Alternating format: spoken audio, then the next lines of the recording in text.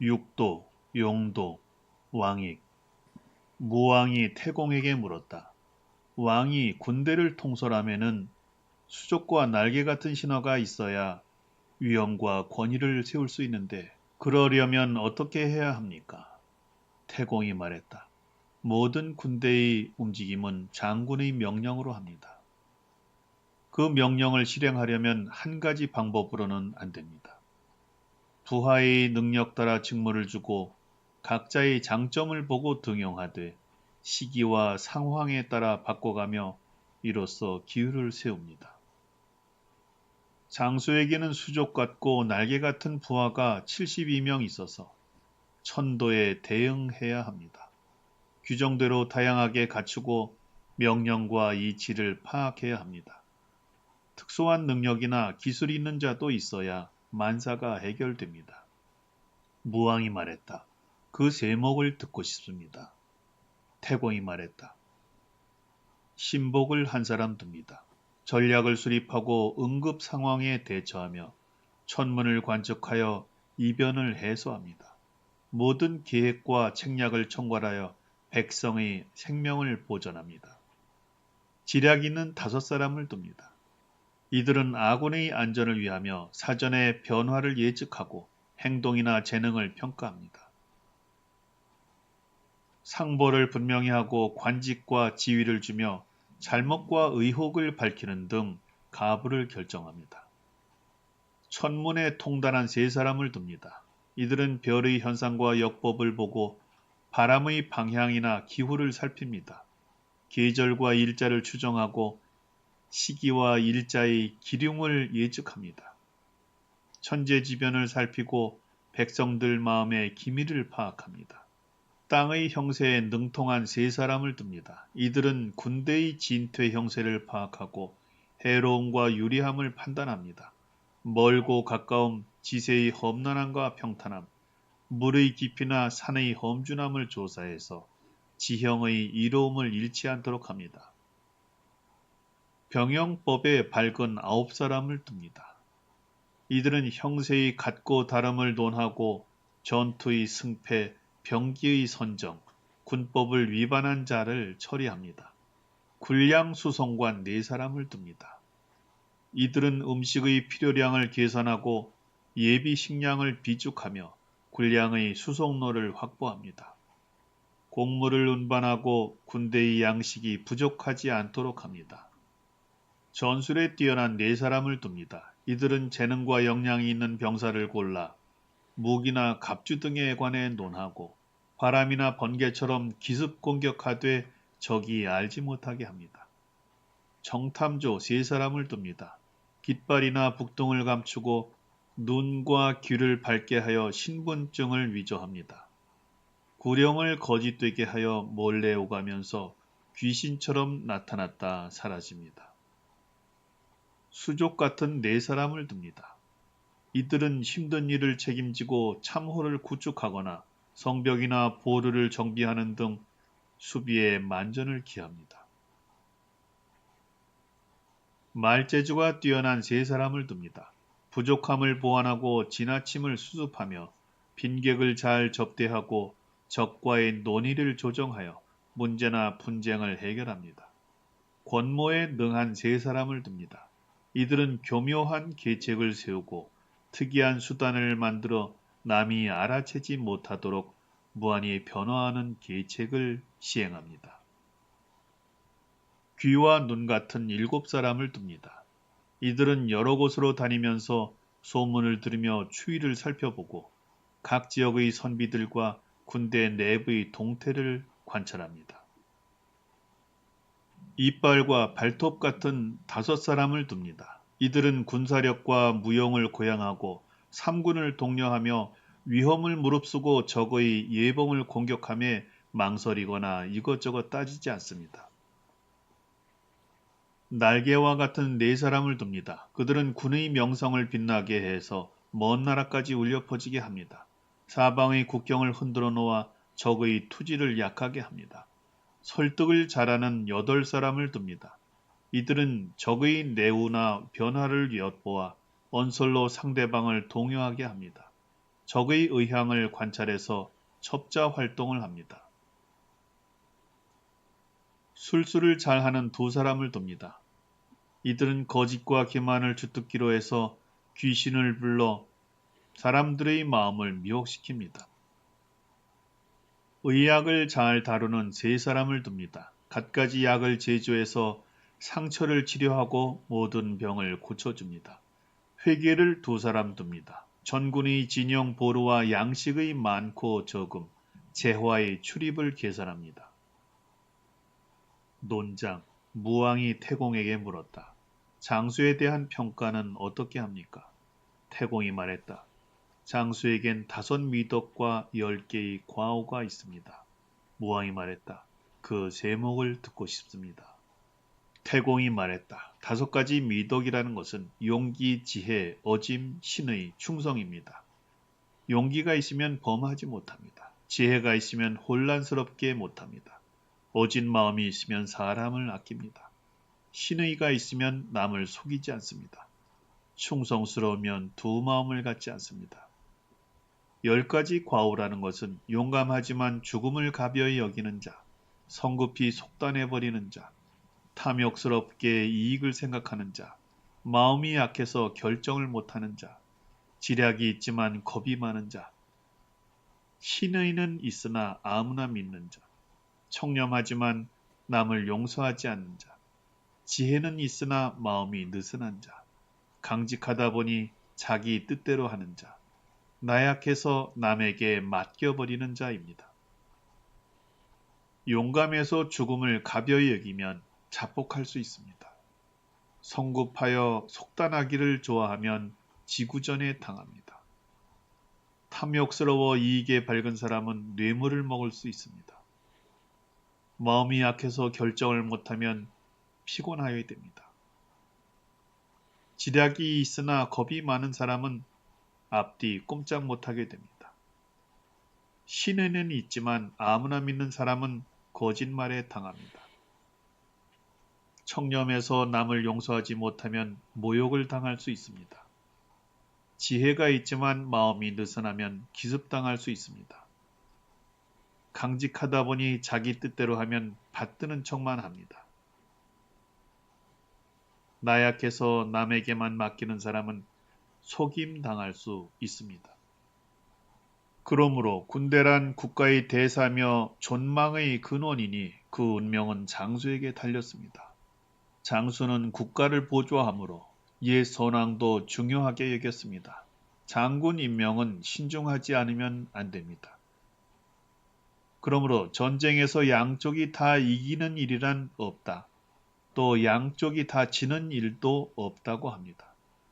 군대를 출동시켜 국경을 넘은 지 열흘이 되기 전에 적국을 멸망시키지 않으면 반드시 패전하고 장수는 죽을 것입니다. 무왕이 말했다. 지당한 말씀입니다. 선장, 무왕이 태공에게 물었다. 왕이 군사를 일으키려면 재능 있는 인재를 가려내어 그들의 기량을 알아야 하는데 그건 어떻게 해야 좋습니까? 태공이 말했다.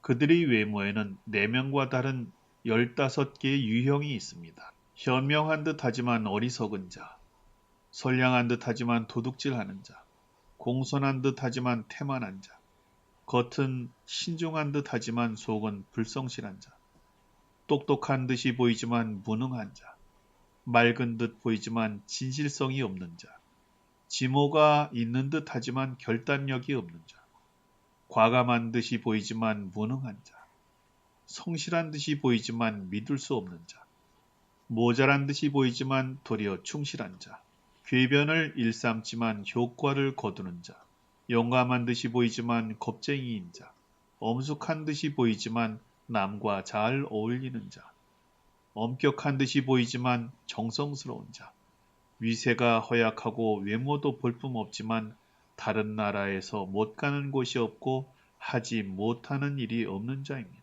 사람들이 대수롭지 않게 여기지만 군왕은 그들을 귀중하게 여깁니다.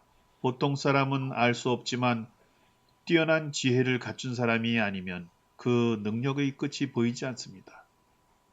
사람들이 대수롭지 않게 여기지만 군왕은 그들을 귀중하게 여깁니다. 보통 사람은 알 수 없지만 뛰어난 지혜를 갖춘 사람이 아니면 그 능력을 볼 줄 모릅니다. 이것이 사람의 외모가 내면의 모습과 같지 않은 점입니다. 무왕이 말했다. 어떻게 그것을 알 수 있습니까? 태공이 말했다. 그것을 아는 방법에 8가지가 있습니다. 첫째, 말로써 물어봐 그 하는 말을 들어봅니다. 둘째, 상대의 말을 막히게 해서 그 응변하는 태도를 관찰합니다. 셋째, 그와 함께 이간을 꾀해서 그 성실성을 봅니다. 넷째, 정면으로 질문해서 그의 덕을 관찰합니다. 다섯째, 재물을 주어 그 청렴함을 관찰합니다. 여섯째, 여색으로 시험해 보아 그가 고든 사람인지를 살핍니다. 일곱째, 어려운 일이 생겼다고 알려주고 용기가 있는지를 봅니다. 여덟째, 술에 취하게 해서 그의 태도를 살핍니다. 이 8가지 방법으로 관찰하면 현명한 사람인지 아닌지 드러납니다. 입장. 무왕이 태공에게 물었다. 장군을 선발하려면 어떻게 해야 합니까? 태공이 말했다. 국가에 환난이 있으면 군왕은 공식 업무를 피하고 장군을 불러 조서를 내립니다. 국가의 안위는 모두 장수와 군대에 달려 있다. 지금 어떤 나라가 복종하지 않으니 장군은 군대를 이끌고 그들을 정벌하라. 장군이 명령을 받으면 태사에게 명하여 거북점을 칩니다. 기리를 택하시어 사흘간 재개하고 태묘에 나시어 부어를 수여합니다. 군왕이 태묘에 들어가면 서쪽을 향해 서시고 장군이 태묘에 들어오면 북쪽을 향해 섭니다. 군왕께서는 친히 월을 손에 들어 월의 머리 부분을 잡으시고 장군에게 그 자루를 건네면서 명합니다. 이제부터 위로는 하늘에 이르도록 모든 것을 장군이 지휘한다. 다시 불을 들어 자루를 잡으시고 도끼날 있는 쪽을 주시면서 명합니다. 이제부터 아래로 땅에 이르도록 모든 것을 장군이 지휘한다. 적의 허점을 보거든 진격하고 적에게 빈틈이 없거든 멈춰라. 삼군이 많다고 적을 가벼이 보면 안 된다. 군명이 중하다고 목숨을 걸면 안 된다. 신분이 높다고 남을 무시하면 안 된다. 독단으로 사람들 뜻을 거스르면 안 된다. 변설로 고집을 부리는 일이 없도록 하라. 병사가 앉기 전에는 앉지 말며 병사가 먹기 전에는 먹지 말고 더위와 추위를 그들과 함께 하라. 장군이 이와 같이 하면 병사들은 죽을 힘을 다해 싸울 것이다. 장군이 명령을 받으면 배례하고 군왕에게 고합니다. 나라는 밖에서 다스릴 수 없고 군대는 안에서 지휘할 수 없다고 들었습니다. 두 마음으로는 군왕을 섬길 수 없고 의혹에 빠지면 적을 이길 수 없다고 합니다. 신은 이제 명령을 받고 부월의 권위를 위임받았으니 살아서 돌아오려 하지 않겠습니다. 군왕께 바라오니 신에게 한마디 말씀을 내려주십시오. 왕께서 신을 허락하지 않으시면 신은 감히 통솔하지 못합니다. 왕께서 허락하시면 바로 물러나 출발하겠습니다. 군대 내의 일은 군왕의 명을 받지 않고 모두 장군으로부터 나옵니다. 적과 맞부딪혀 결전을 하면 두 마음이 있을 수 없습니다. 이처럼 위로는 하늘이 없고 아래에는 땅도 없으며 앞에는 적이 없고 뒤에는 군왕도 없습니다. 그런 까닭에 지략 있는 자는 그를 위해 전략을 세우고 용기 있는 자는 그를 위해 싸웁니다.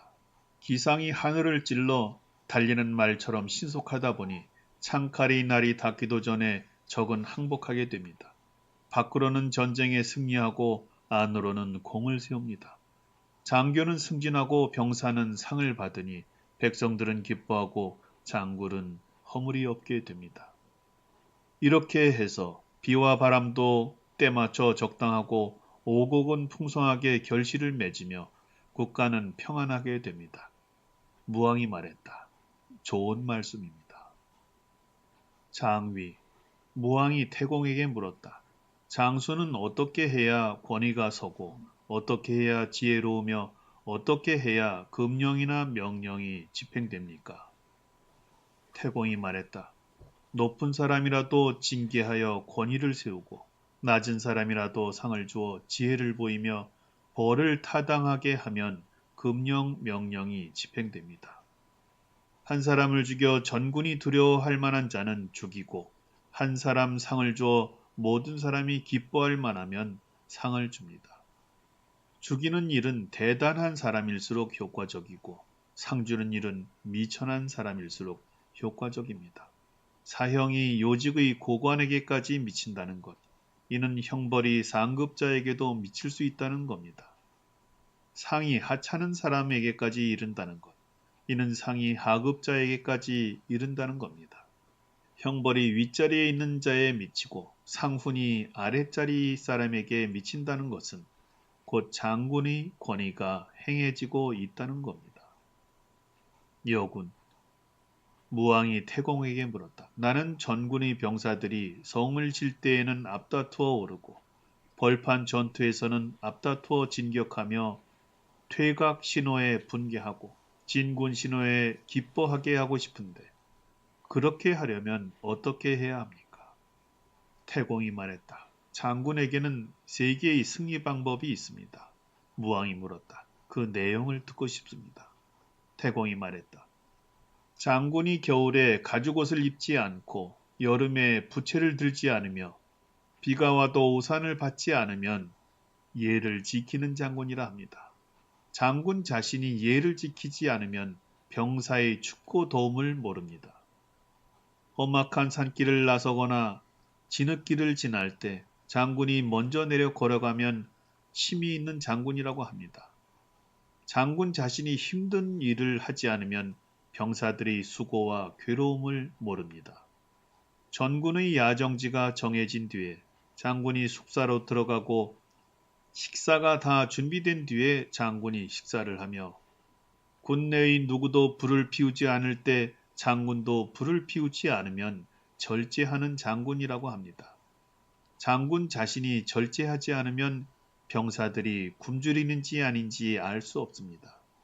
장군이 병사들과 함께 춥고 더움, 힘들고 괴로움, 배고픔, 배부름을 함께 합니다. 이 때문에 전군의 병사는 진군의 북소리를 들으면 기뻐하고 퇴각의 징소리를 들으면 분개합니다.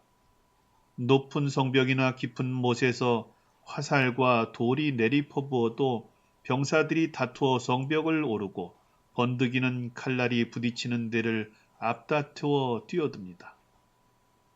죽음이나 부상을 좋아해서가 아닙니다. 장군이 병사들이 추위와 더위, 배고픔과 배부름을 상세히 알며 힘들고 괴로운 것을 알아주기 때문입니다. 음부, 무왕이 태공에게 물었다. 병사를 이끌고 적지에 침입했을 때 전군이 갑자기 느리고 빠른 흐름으로 이로울 수도 해로울 수도 있습니다. 나는 멀고 가까운 곳을 연락시키고 내부와 외부가 호응하며 삼군의 보급을 소통하게 하려는데 이건 어떻게 해야 합니까? 태공이 말했다. 군주와 장군 사이에는 비밀 암호가 있습니다. 이는 8가지입니다. 대성하여 적을 무찌는 내용의 암호는 길이가 한자입니다. 적군을 깨고 적장을 죽인 암호는 9치입니다. 성을 함락하고 도시를 점령한 암호는 8치입니다. 적군을 격퇴시켜 멀리 쫓아낸 암호는 7치입니다. 전군이 수비를 견고히 한다는 암호는 6치입니다. 양식이나 병력을 요청한다는 암호는 5치입니다. 패전하여 장군을 잃었다는 암호는 4치입니다. 형세가 불리해서 병사들이 죽었다는 암호는 3치입니다. 명을 받고 암호를 전달하는 자들이 중도에 머뭇거리거나 암호의 기밀이 누설된 경우 그것을 들은 자나 말한 자는 모두 사형에 처합니다. 이 8가지 암호는 군주와 장군이 비밀로 하고 은밀하게 말을 교환해서 안팎에 새지 않게 소통하는 방법입니다. 적군에 아무리 뛰어난 자가 있어도 이를 간파할 수 없습니다. 무왕이 말했다. 참으로 좋습니다.